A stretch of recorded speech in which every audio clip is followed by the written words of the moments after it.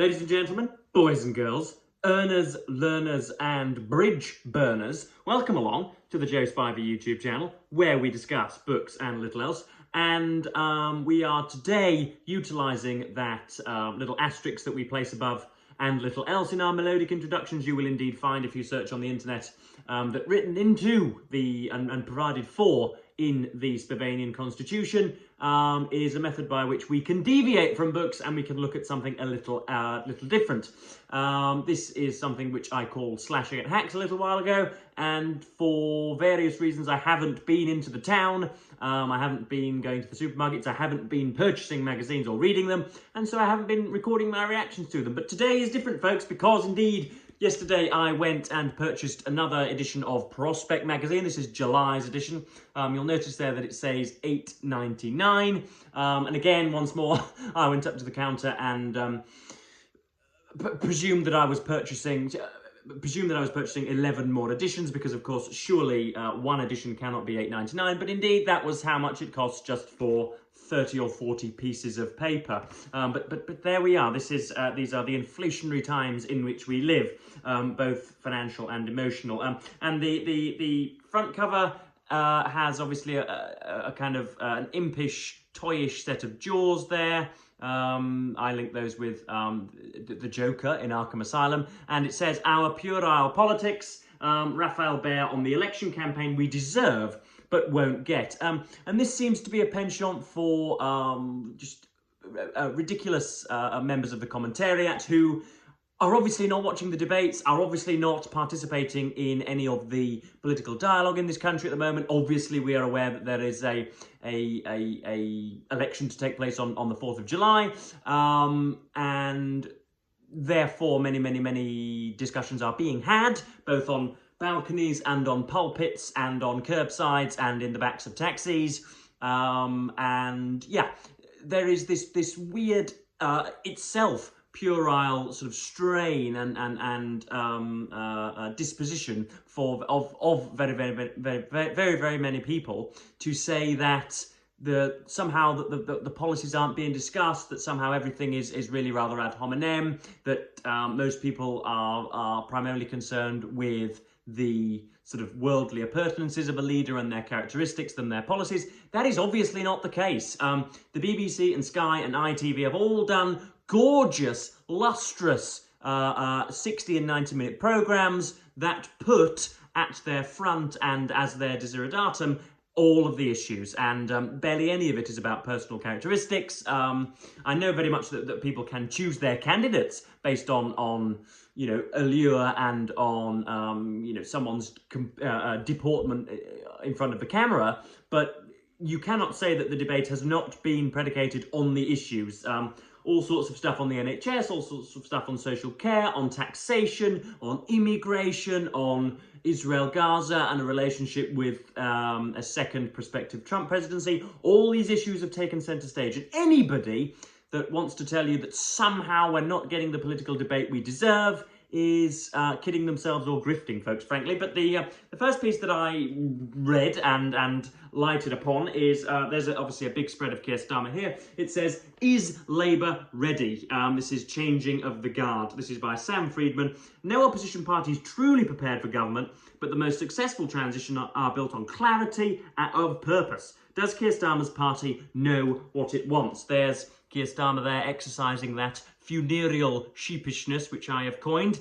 He always looks as if, yeah, he has just been to the digging of the grave of about 7 or 8 bunny rabbits. He always looks utterly distraught. You would think that the entire country had just beheaded his wife or something. He is forever fretful, but he's got a little bit cocky on in front of the camera on the stages lately, and so I guess we have to thank him for that. But yes, this was a very interesting article. Sam Friedman was, I think, part of the Liberal Democrats who went into government with David Cameron's Conservatives in coalition in 2010, and relates some of his very worrying tales about departmental difficulties and the ways in which bureaucracy really is not prepared to migrate the will of the people up through government. In government, you sit atop a vast machine. We had thousands of civil servants in education alone. Every day there are dozens of problems that need decisions, most of which never get any public exposure and many of which are deeply obscure. Within hours of starting my job, I was being asked my opinion on a highly technical question about the role of local authorities in child protection, which I had never thought about before in my life. The learning curve is a vertical line. Your focus changes completely. Rather than having a single enemy, the other party, you are now fighting battles on multiple fronts, not just with the opposition and the media, but with your own colleagues in other departments whose interests have suddenly diverged from yours. Ministers and advisors spend vast amounts of their time bogged down in arguments over spending allocations or the timings of announcements with people who are supposedly on the same side. And this is much said by people like Dominic Cummings and Rory Stewart, those who have been on the inside and have come up not exactly smelling of roses, who are very, very certain that, essentially the government machine, which is a rather nebulous term, is not fit for purpose. The idea that a kind of dozen clowns, a great truck full of clowns are all sat around trying to decide how to balance the books and how to increase GDP per capita, and you think, well, surely there is going to be a golden door that is hinged in the corner behind which the real players are scheming and making sure these issues are solved. And they come to the conclusion that those doors and those rooms and those people indeed do not exist. They're full of not exactly imbecilic, but immensely flawed and career-driven and fundamentally unsuitable people who are clawing around for significance, essentially. So he's talking about the extent to which a Keir Starmer Labour government is going to struggle if and when it gets into power. Again, I think it's journalistically irresponsible to say that it is already decided that a Starmer prime ministership or premiership is preordained. The polls are indeed suggesting that, but until a vote is cast on July the 4th, nothing is certain. But most people are indeed forecasting a Starmer presidency. There he is reading from his teleprompter there, where he looks to be holding the buttocks of a milkmaiden. Such is many of the poses of political speakers. This is another article, I think it's by the same individual. This is Watch Your Step, Changing of the Guard. And it's the ways in which Starmer could slip up. He's set out 6 steps for change. And Sam Friedman, again, wants to point out just how difficult those things could be. So this is the first section is on young, diverse Britain. The idea that obviously most people of my demographic are showing strains of anti-Semitism and are obviously exercising their right to protest against what they view to be a kind of genocidal carpet bombing of Gaza by Benjamin Netanyahu, and are therefore looking askance on anybody who doesn't either disavow Mr. Netanyahu or publicly criticise him. And indeed, the Labour Party has failed to do so. I think it's only the Greens and the Liberal Democrats that have done so thus far. But I think Keir Starmer is calling for a ceasefire. So there we are.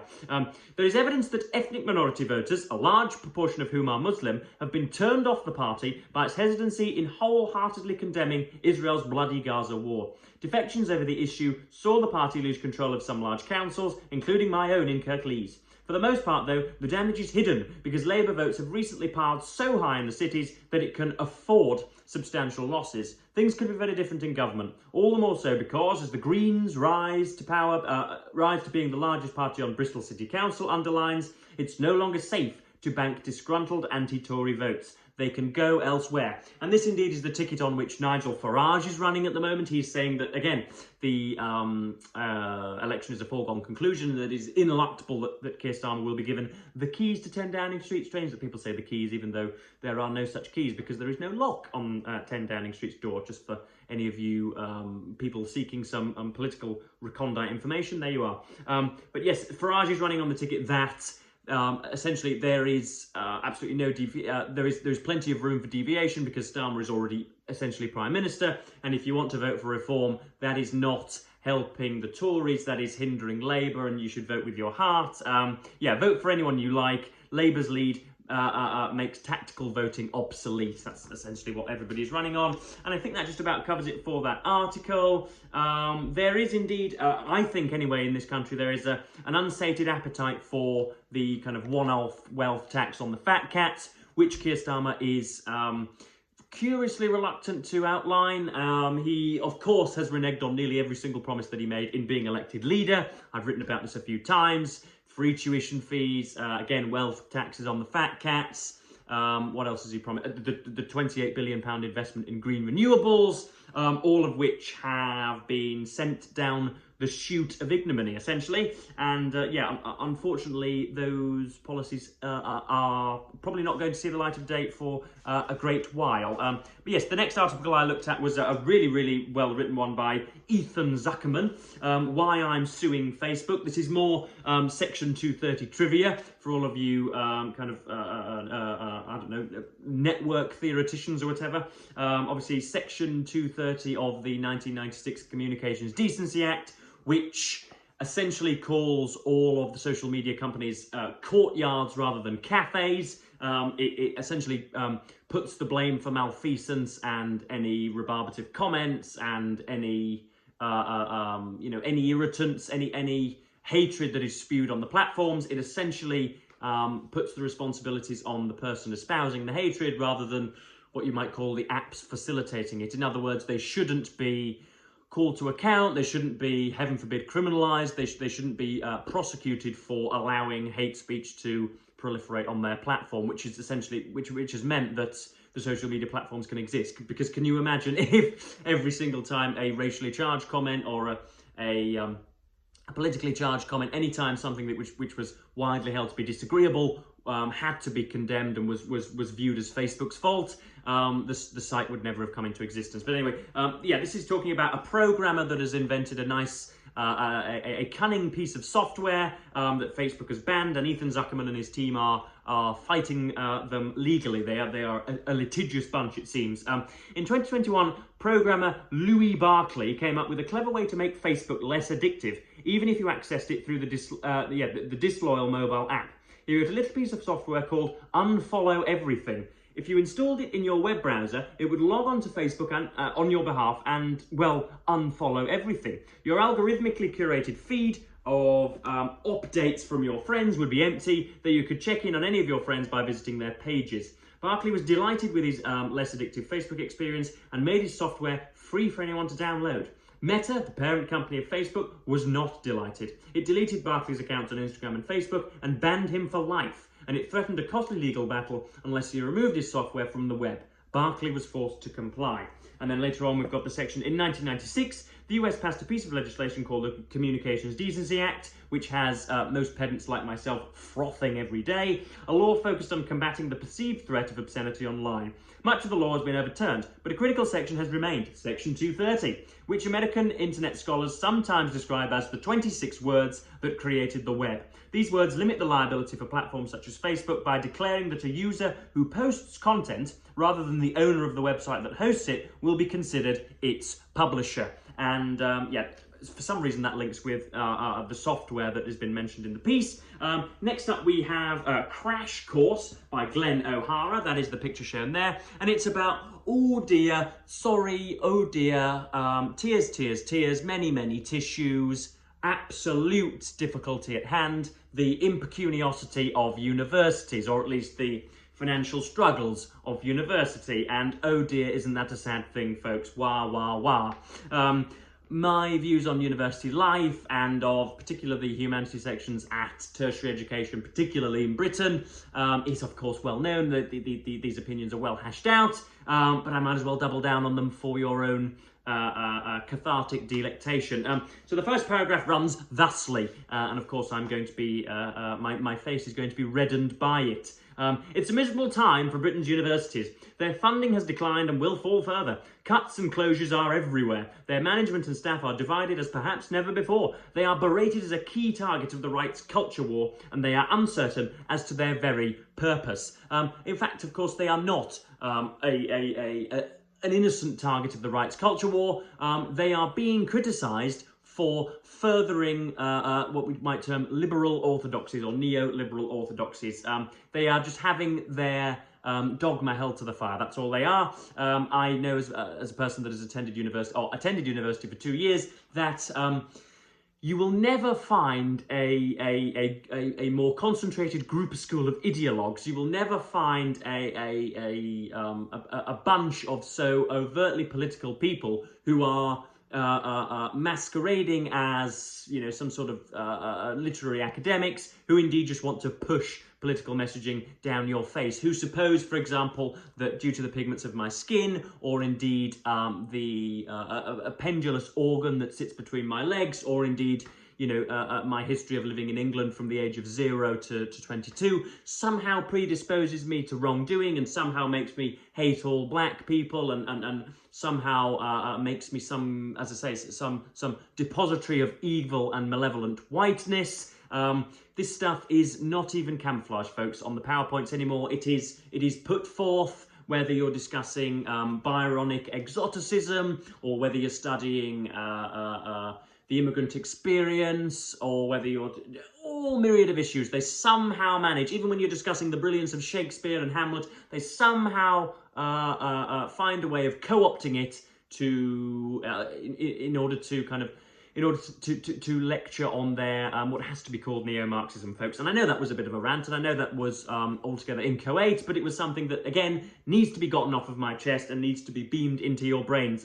The article goes on, time, that key element in any sector that relies on its people, will get more and more pressed. Academics are already losing much of their summers to endless exam resits and bureaucracy. Original thought, and that, after all, is what a university is for, will be at a steep premium. Now, also, this is all just satirically laughable, folks, the idea that one of the university's points of defence is that they are fostering freedom of thought. That is objectively not the case. And then, again, we get a little bit of an apologia here. The academy is skewed to the left, of course, very likely more than it was during the second half of the 20th century, and the wilder shores of theoretical dispute are off-putting for both voters and their elected representatives. But academic radicalism and student protest are not exactly surprising if you recall the sit-ins, screaming matches, and marches of the 1960s and 70s. Today's universities are remarkably sedate compared with the days when visiting Conservative ministers were harangued before they could get inside the campus. Students are too busy with paid jobs to riot, since even the maximum loan for living costs failed to cover the basics in some areas. The absurd idea that our universities are a hotbed of novel ideologies is worsening the situation, because it is dividing the public from their local campuses and making lecturers feel as if they are under constant attack.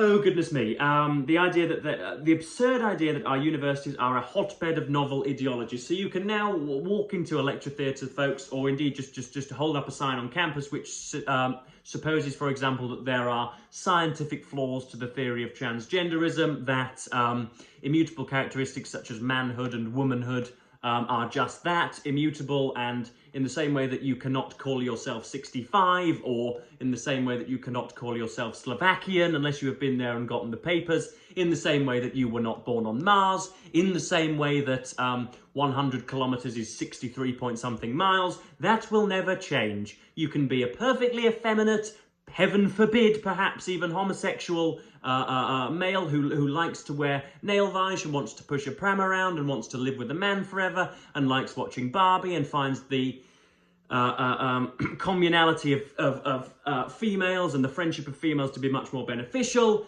You can believe all that, but you're not a female. That doesn't make you a female. You have a gender assigned at birth, and that stays with you throughout your entire life. That is self-evident and ineluctable, folks, regardless of what Judith Butler says, regardless of what anybody else says. That is just an inexorable fact of the universe. And of course, if I were to reel off that little rant in a lecture hall in university, I would have my head instantly severed from my body, or I would be litigated against and would be hounded off campus. That's not self-victimization, that is reportage of objective fact. Take a breath, Joe, and I think I need a mouthful of water after that, don't I? Anyway, next up we have an article on from Sasha Mudd, who is apparently Prospect Magazine's philosopher at large, and it's entitled "Free Speech is Not Simple," and it talks about moral relativism when it comes to supposed hate speech, and the problems therein. One of the sections says, while we can all agree anti-Semitic hate speech should be treated no differently than other hate speech, it is much harder to agree on when sincere political speech becomes unacceptably hateful and what to do about it. The problem is not only that the slogans and symbols used by the protesters in the UK, US and elsewhere mean different things to different people, but also that the underlying values and principles at play interact in complex ways, and we have no universal moral algorithm with which to sort them out. Now, it's very, very curious, isn't it, folks, that whenever, for example, there is hate speech directed towards the black community or the working class community or females, whenever there is hate speech directed towards those, there is absolutely no equivocations concerning hate speech. It is as obvious as the difference between oranges and apples. But whenever hate speech is targeted towards the Jewish community, all of a sudden we get this intellectual fabrication. All of a sudden we get people dancing around and nobody people sort of grasping for definitions of free speech. It seems that apologists really, really would like anti-Semitism to be much better voiced. And then we go on. Of course, governing a campus is not the same as governing a state. Still, though, in line with Mill or Dworkin, she invokes John Stuart Mill earlier in the piece. Many hold that prescriptions on campus speech should be a last resort and as narrow as possible. And underline this next section. For them, it is better for schools to engage pro-Palestinian protesters in dialogue rather than prohibiting the use of phrases such as "from the river to the sea." Now, I am reliably informed by 3 individuals whose intellectual integrity and whose long-standing acquaintance with these issues is something on which I can steadfastly rely, who tell me that "from the river to the sea" is and has only ever been considered an anti-Semitic trope. And anybody who mouths it is either woefully ignorant or indeed heinously anti-Semitic. So I was just, again, I just want to say that whenever the black community or females have hate speech directed at them, it's slashed at the knees, and everybody knows what is hate speech. As soon as the Jewish community and Israel and all of global Jewry starts to come in with a little bit of hatred, people start to want to muddle up their definitions. But then the final article is from Imogen West Knights. You can always tell from a hyphenated surname that person probably grew up in smothering privilege, but we won't presume. And this is on TV shots of Dominic Cummings. He is the former special advisor to Boris Johnson, and therefore what people like to see as the red-eyed, sputum-dribbling, altogether nefarious Svengali behind the 2019 Conservative government. And he has, frankly, been handed the worst ad hominem attacks possible. You won't really find much criticism of his ideas in the media. You will just find weird, what I think to be gratuitous comments on his clothing and his presentation and his, again, general deportment and his characteristics and mannerisms. Apparently, Dominic Cummings has a Substack and he wants to launch a new political party. And you can see there that the production value is frighteningly similar to that of the Joe Spiver YouTube channel. And yeah, apparently this is what has been said. But it's the contents of the episode, besides the words themselves, that interests me. Breaking kayfabe. Apparently breaking kayfabe is something to do with WWE's arguments that it's fake. Breaking kayfabe has the look of a video that a backpacker might send home to his family to update them on his long recovery from malaria. Cummings, wan and flatly lit, sits artlessly framed by an anonymous wooden doorway on one side and a light switch on the other, wearing a cap and with his polo shirt collar folded up on itself. He shot himself from below and at a slight angle, as though recording ad hoc on a laptop. It is no doubt a laptop, because you can see his eyes flitting back and forth to a point just below the camera, where his notes are presumably written. He speaks in a calculus drone as he reels off his rules. He does blink, but I had to rewatch it to make sure. Again, that didn't seem to be much of a criticism of what Dominic Cummings had to say, but merely his setup, about which he can do very little. But that was Prospect Magazine, folks. As you can tell from my jollity and my energy and my industriousness, I am indeed having one hell of a day of it. It is my maternal grandparents' 55th wedding anniversary tomorrow, and so the clan are heading over to Leeds, and so I've got an awful lot to be cracking on with because I'm not used to having one day away from the Joe Spivey mansion, but indeed I'm going to have to do that tomorrow. So I am going to, Christ alive, I've gone on for 25 minutes today. I'm going to thank you all as ever, folks, and please invite you to comment on any of the things that you have mentioned in the, you have heard mentioned in this video, and I'm going to say thank you ever so much for watching and say goodbye.